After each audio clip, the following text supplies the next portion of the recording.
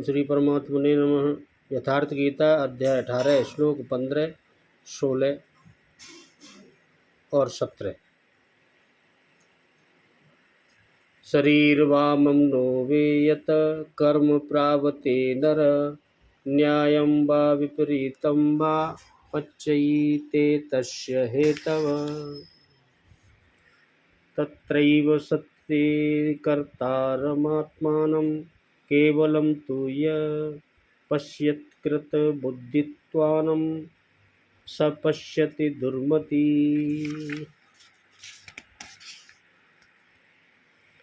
यस्य न अहंकृत भाव बुद्धि यस्य लिप्यते हत्वापि स इमान् लोकान् हन्ति न निबध्यते। भगवान बोले, अर्जुन, मनुष्य मन, वाणी और शरीर से शास्त्रानुकूल अथवा विपरीत जो कुछ भी कर्म करता है उसके ये 5 कारण हैं। जो कुछ भी करता है, परंतु ऐसा होने पर भी जो मनुष्य अशुद्ध बुद्धि होने के कारण उस विषय में यानी कर्मों के होने में केवल शुद्ध स्वरूप आत्मा को कर्ता समझता है, वह मलिन बुद्धि वाला अज्ञानी यथार्थ नहीं समझता। यस्य नाहणम कृतो, जिस पुरुष के अंतःकरण में करता है ऐसा भाव नहीं है, तथा जिसकी बुद्धि सांसारिक पदार्थों में और कर्मों में लिपायमान नहीं होती, वह पुरुष इन सब लोगों को मारकर भी वास्तव में न मारता है न पाप से बनता है।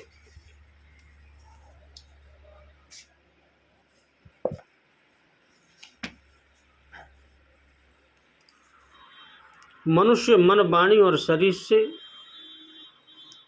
शास्त्र के अनुसार अथवा विपरीत जो कुछ कर्म आरंभ करता है उसके ये 5 ही कारण हैं, परंतु ऐसा होने पर भी जो पुरुष अशुद्ध बुद्धि के कारण उस विषय में केवल स्वरूप आत्मा को कर्ता देखता है, वह दुर्बुद्धि यथार्थ नहीं देखता, अर्थात भगवान नहीं करते। इस प्रश्न पर योगेश्वर श्री कृष्ण ने दूसरी बार बल दिया। अध्याय 5 में उन्होंने कहा कि वह प्रभु न करता है, न कराता है, न क्रिया के संयोग को जोड़ता है। तो लोग कहते क्यों हैं? मोह से लोगों की बुद्धि आवृत है, इसलिए कुछ भी कह सकते हैं। यहाँ भी कहते हैं कर्म होने में 5 कारण हैं, उसके बावजूद जो भी केवल्य स्वरूप परमात्मा को करता देखता है वह मूढ़ बुद्धि यानी दुर्बुद्धि यथार्थ नहीं देखता, अर्थात भगवान नहीं करते। जबकि अर्जुन के लिए वे ताल ठोक कर खड़े हो जाते हैं। निमित्त मात्र भव की कर्ता धर्ता तो मैं हूँ, तू निमित्त बनकर खड़ा कर रहे। अंततः वे महापुरुष कहना क्या चाहते हैं? वस्तुतः भगवान और प्रकृति के बीच एक आकर्षण रेखा है। जब तक साधक प्रकृति की सीमा में है भगवान नहीं करते, बहुत समीप रहकर भी दृष्टा रूप में ही रहते हैं। अनन्य भाव से इष्ट को पकड़ने पर वे हृदय देश से संचालक बन जाते हैं। साधक प्रकृति की आकर्षण सीमा से निकलकर उनके क्षेत्र में आ जाता है। ऐसे अनुरागी के लिए वे ताल ठोकर सदैव खड़े रहते हैं। केवल उसी के लिए भगवान करते हैं। अतः चिंतन करें। प्रश्न पूरा हुआ। आगे देखें। जिस पुरुष के अंतःकरण में मैं करता हूँ ऐसा भाव नहीं है, तथा जिसकी बुद्धि लिपायमान नहीं होती, वह पुरुष इन सब लोगों को मारकर भी वास्तव में न मारता है न बांधता है। लोक संबंधी संस्कारों का विलय ही लोक संहार है।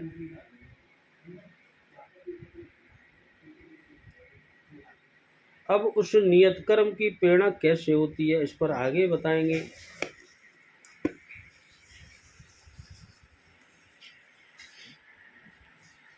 नरपद यहाँ किसका वाचक है और उसके प्रयोग का क्या भाव है? नरपद यहाँ मनुष्यवाचक है। इसका प्रयोग करके यह भाव दिखलाया है कि मनुष्य शरीर में ही जीव पुण्य पाप रूप नवीन कर्म करता है। अन्य सब भोग योनियों हैं, उनमें पूर्वकृत कर्मों का फल भोगा जाता है। नवीन कर्म करने का अधिकार नहीं होता। पद में शरीर शब्द से किसका, वाक से किसका और मन से किसका ग्रहण होता है तथा इस पद के प्रयोग का क्या भाव है। उपर्युक्त पद में शरीर शब्द से वाणी के सिवा समस्त इंद्रियों के सहित स्थूल शरीर को लेना चाहिए। वाक शब्द का अर्थ वाणी समझना चाहिए और मनुष्य शब्द से समस्त अंतःकरण को लेना चाहिए। मनुष्य जितने भी पुण्य पाप रूप कर्म करता है उन सब को शास्त्रकारों ने कायिक, वाचिक और मानसिक इस प्रकार 3 भेदों में विभक्त किया है। अतः यहाँ इस पद का प्रयोग करके समस्त शुभाशुभ कर्मों का समाहार किया गया है। न्यायम पद किस कर्म का वाचक है? वर्ण, आश्रम, प्रकृति और परिस्थिति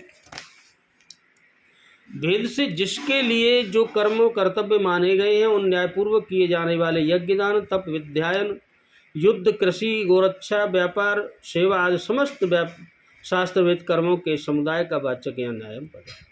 विपरीत पद किसका वाचक है? जैसे वर्ण, आश्रम, संस्कृति और परिस्थिति के भेद से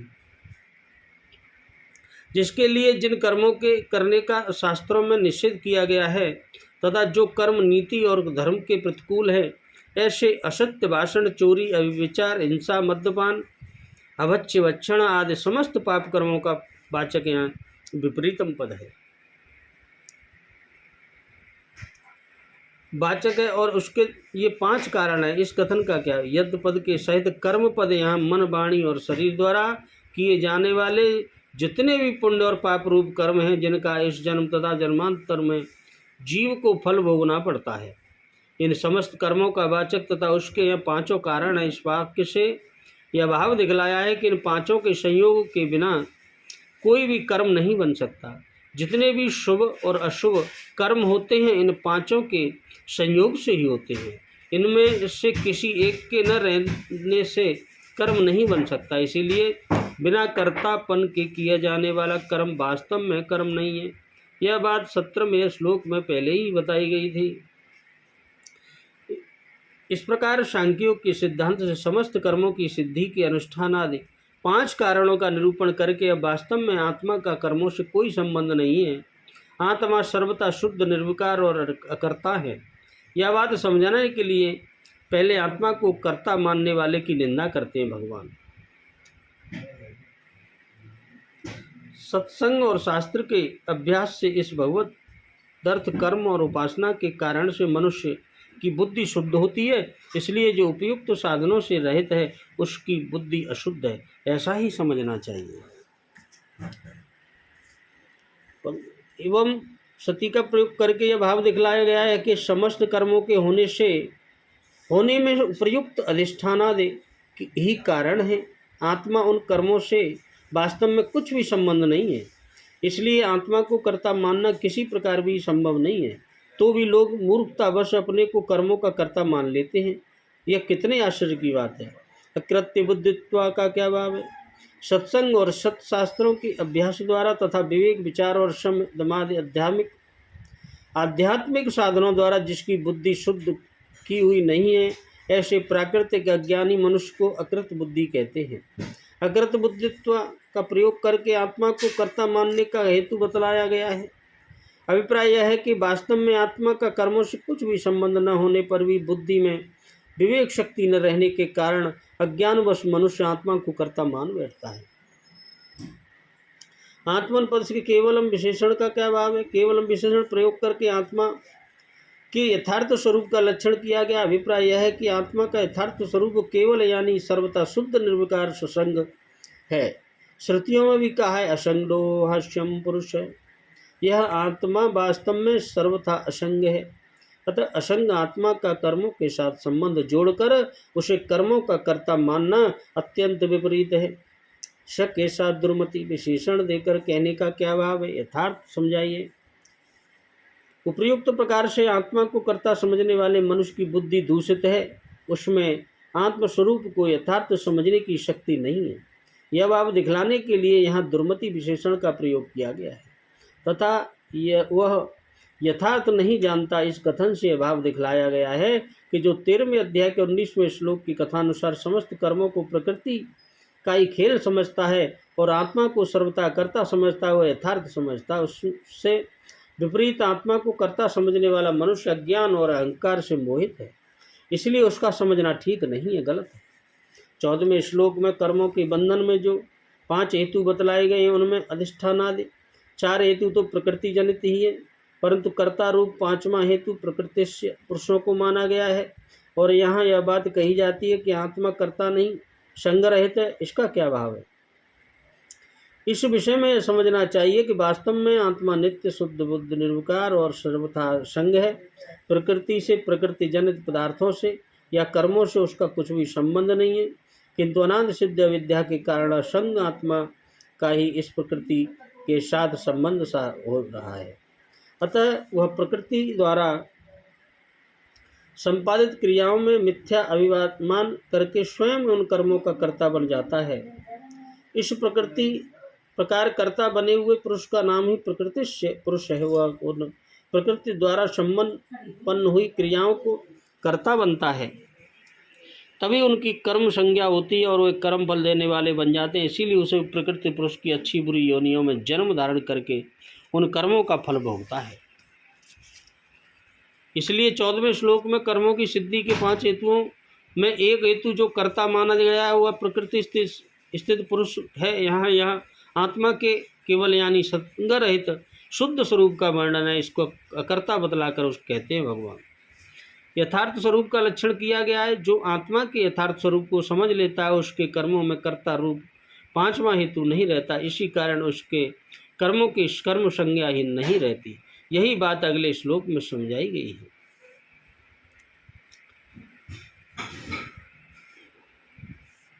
यहाँ अश्व पद किसका वाचक है तथा मैं करता हूँ इस भाव का न होना क्या है?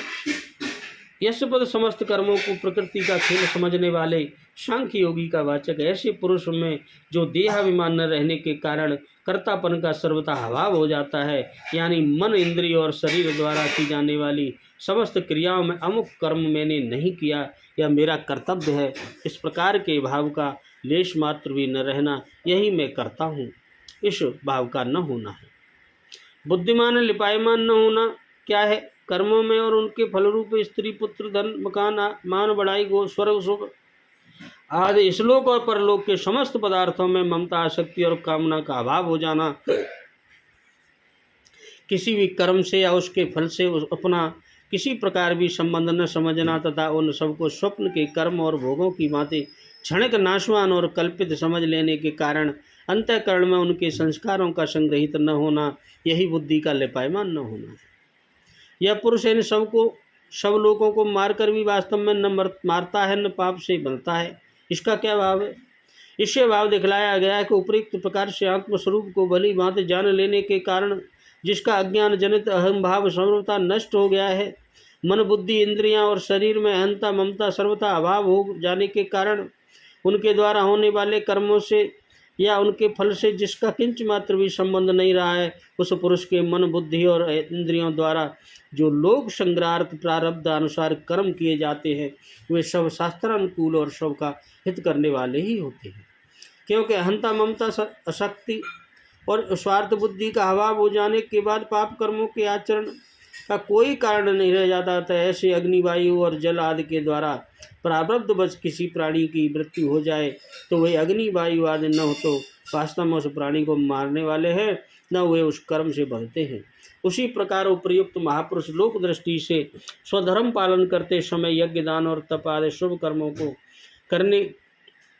करके उनका कर्ता नहीं बनता और उनके फल से नहीं बनता, उसमें तो कहना ही क्या है। किंतु छात्र धर्म जैसे किसी कारण से योग्यता प्राप्त हो जाने पर समस्त प्राणियों का संहार रूप क्रूर कर्म करके भी उसका वह कर्ता नहीं बनता और उनके फल से भी नहीं बनता, अर्थात लोक दृष्टि से समस्त कर्म करता हुआ भी वह उन कर्मों से सर्वथा बंधन रहते ही रहता है। अभिप्राय है कि जैसे भगवान संपूर्ण जगत की उत्पत्ति, पालन, संहार आदि कार्य करते हुए वास्तव में उनके कर्ता नहीं है और उन कर्मों से उनका कोई संबंध नहीं है, उसी प्रकार सांख्य योगी का भी उनके मन, बुद्धि और इंद्रियों द्वारा होने वाले समस्त कर्मों से कुछ भी संबंध नहीं रहता।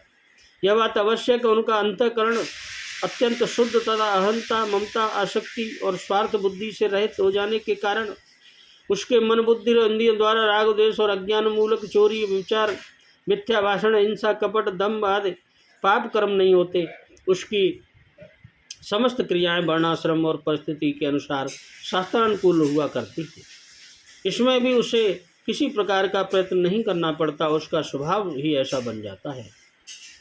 इस प्रकार संन्यास ज्ञानियों का तत्व समझाने के लिए आत्मा के अकर्तापन का प्रतिपादन करके अब उनके अनुसार कर्म के अंग प्रत्यांगों का भलीभांति समझाने के लिए कर्म प्रेरणा और कर्म संग्रह का प्रतिपादन अगले श्लोकों में भगवान करेंगे। बोलो राधे राधे, जय जय श्री कृष्ण।